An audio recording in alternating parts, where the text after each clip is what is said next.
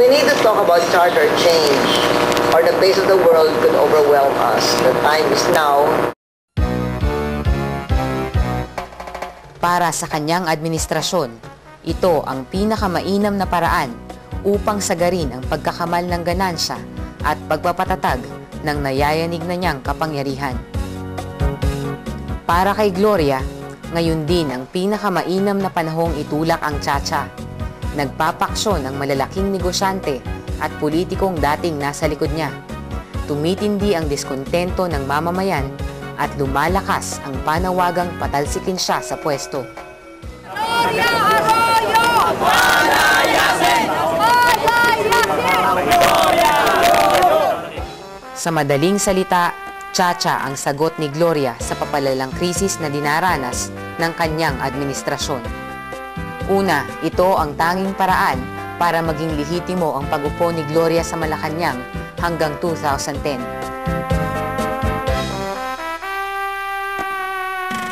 Sa pamamagitan din ito, maaharang niya ang anumang kasong impeachment na isasampa laban sa kanya.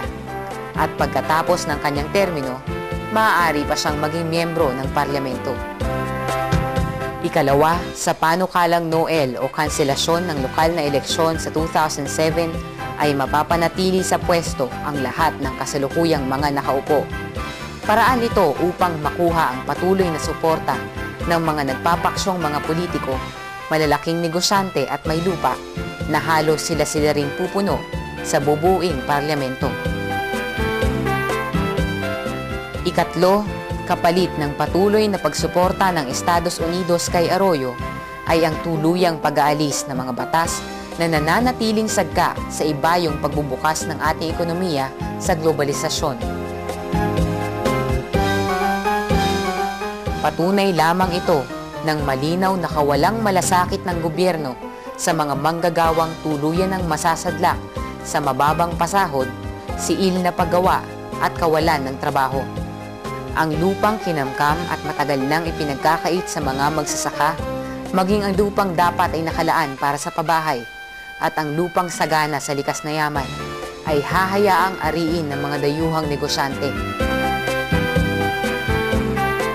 At dahil ang pinag-uusapan ay pagpiga para sa malaking tubo ng dayuhan, hindi malabong humantong sa tuluyan ng pagkasira ng ating kalikasan.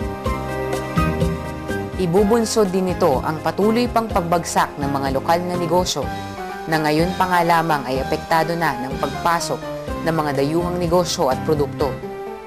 Ang langis, tubig, kuryente, transportasyon at telekomunikasyon ay pwede ng buong-buong ariin ng mga dayuhan. Tuluyan ang mawawala ng kontrol ang gobyerno sa pagtaas ng mga presyo. 19 na beses nang tumaas ang presyo ng langis noong nakaraang taon. Sa nabanggit na probisyon, hindi nakatakataka kung dumoble ang numerong ito pag naisulong na ang tsa-tsa.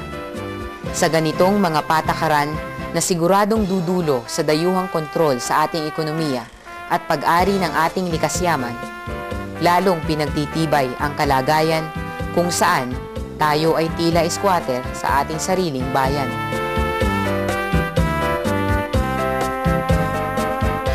Ngunit hindi pa sapat ang kontrol sa ating ekonomiya. Kailangang protektahan ni Arroyo ang pinansyal na interes ng malalaking lokal at dayuhang mamumuhunan mula sa di umano'y mga tangka ng destabilisasyon. Ang tinutukoy niyang sagabal ay welga ng mga manggagawa laban sa pagsasamantala ng mga negosyante, pagsusulong ng mga magsasaka ng reforma sa lupa at pagtatanggol ng mamamayan sa mga karapatang itinatakda sa Bill of Rights, mga karapatang ipinagtagumpay ng pakikibaka at pinagbuwisan ng buhay ng mamamayan laban sa kalapastanganan ng diktadurang Marcos.